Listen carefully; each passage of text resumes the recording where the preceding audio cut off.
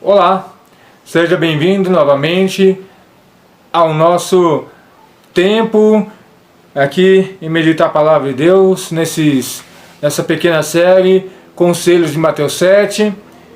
E hoje estaremos meditando mais um pouquinho, logo após a vinheta, em Mateus 7, de 15 a 20.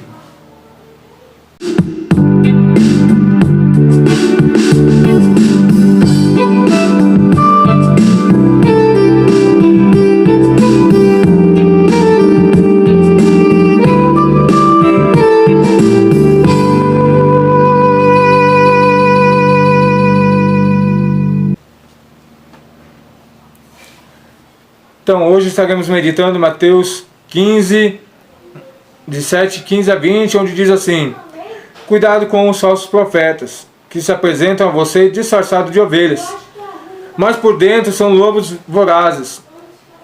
Pelos seus frutos vocês os conhecerão. Por acaso se colhem uvas de espinheiros ou figos de ervas daninhas? Assim, toda árvore boa produz bons frutos, porém, a árvore má produz frutos maus. A árvore boa não pode produzir frutos maus, e a árvore má não pode produzir frutos bons. Toda árvore que não produz bons frutos é cortada e jogada ao fogo. Assim, pois pelos seus frutos vocês os conhecerão. Para você que está acompanhando essa série, nós vemos que no vídeo anterior, Mateus nos adverte sobre a porta larga e o caminho estreito. A porta larga, o caminho largo, a porta estreita e o caminho estreito.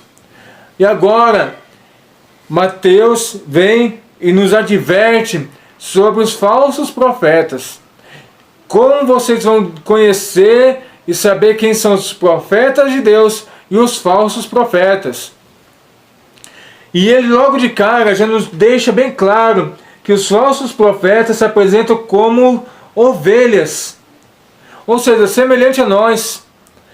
Ele não vai ser arrogante, ele não vai ser alguém que vai chegar com imposição, vai ter uma voz doce, uma conversa que seduz. Ovelha. Porém, por dentro são lobos ferozes. Ou seja, na primeira oportunidade, essa ovelha vai se transformar num lobo. Na primeira oportunidade que ela tiver, ela vai se revelar. Mas e se ela não se revelar? Até ela se revelar, como é que nós vamos saber se é lobo ou se é ovelha? Mateus continua nos dizendo aqui, ó: pelos seus frutos vocês os conhecerão. Então, se você, pela pelugem, pela aparência, não consegue discernir quem é lobo e quem é ovelha, então, pelos frutos vocês os conhecerão.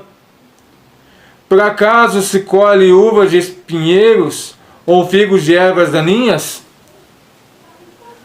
A uva vem da parreira que dá o seu fruto. Você não vai colher do abacateiro, da mangueira ou da amoreira uva. É impossível.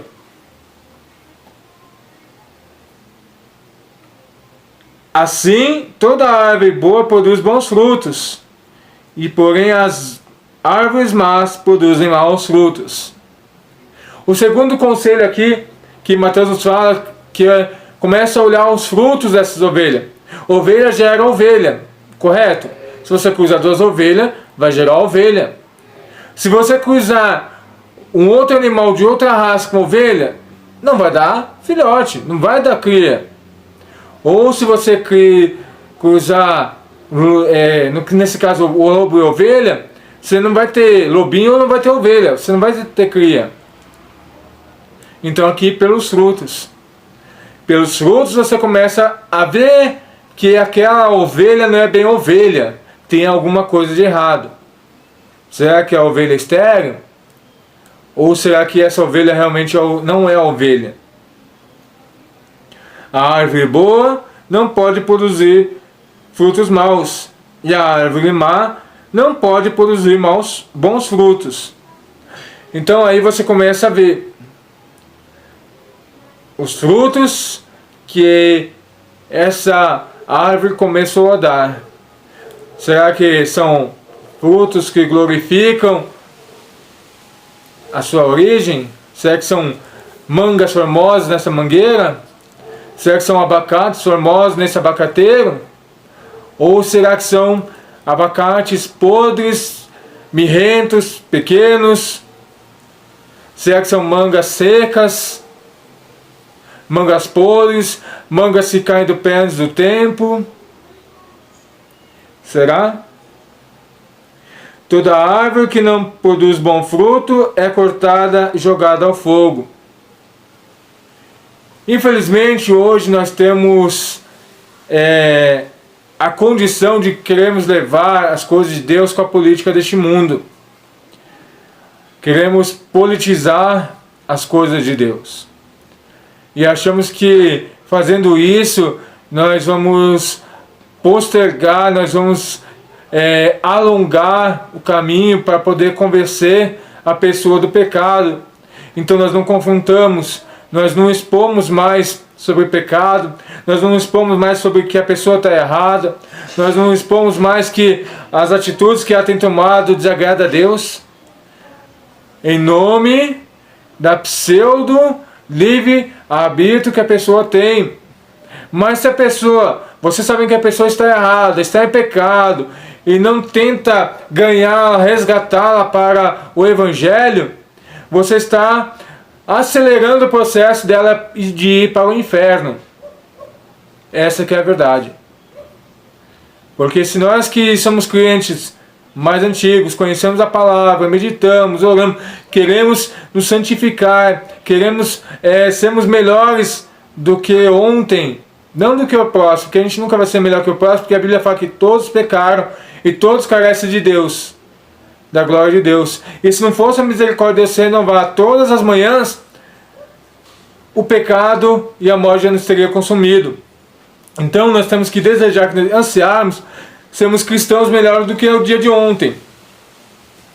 E sendo assim, nós meditamos mais, oramos mais, nos aproximamos mais, nós vamos ganhar sabedoria de Deus para conduzir a nossa vida e sabemos discernir que o que nos levou ao erro está levando outra pessoa e instruir ela a voltar para trás, a reconhecer o seu erro, o seu pecado e ser novamente restaurada para a glória de Deus.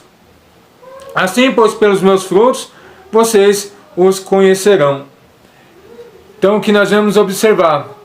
Lembramos que ovelha dá ovelha.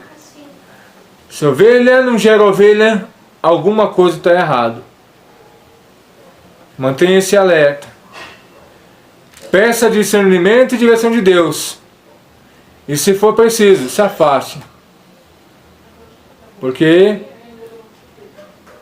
se a gente não tem forças para caminhar no Evangelho, se a gente não tem maturidade para discernir as coisas de Deus, é melhor a gente dar um recuo, amadurecermos, fortalecermos e confrontarmos, do que queremos ir na nossa própria força e perdemos a batalha, perdemos a nossa salvação, porque ovelha não briga com lobo. Quem briga com lobo é o pastor. Lembra de Davi. Davi pastoreava suas ovelhas, as ovelhas de seu pai. Vem o urso, e quem foi brigar com o urso? A ovelha? Não, Davi. Vem o leão, quem foi brigar com o leão? Foi a ovelha? Não, foi Davi. Então que a gente possa entender, ter esse discernimento e aprender que, como diz o ditado popular, nem tudo que reluz é ouro. Que a gente venha ter cautela na nossa vida espiritual, que a gente tenha cautela na nossa fé, que a gente possa não darmos uma de superiores, mas que a gente possa ter a humildade de saber quando é hora de confronto e quando é hora de dar uma recuada. Como diz a Bárbara do canal Te Atualizei, se a gente recua é para pegar impulso. E o impulso do cristão é confiar em Deus, que Deus vai nos fazer chegar à Nova Jerusalém. Que Deus nos abençoe e que essa palavra de Mateus venha criar no seu coração esperança. Em nome de Jesus.